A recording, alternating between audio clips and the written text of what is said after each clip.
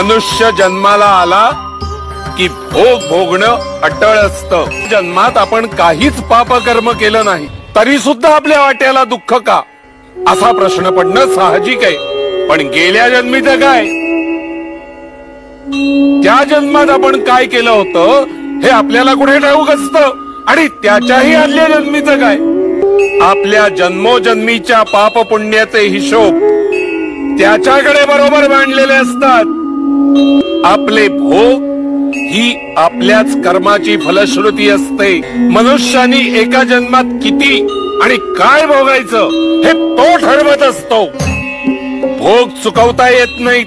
म्हणूनच मनुष्यानी आपल्या वाट्याला आलेले भोग मुकाटपणे भोगण्यातच शहाणपणा आहे.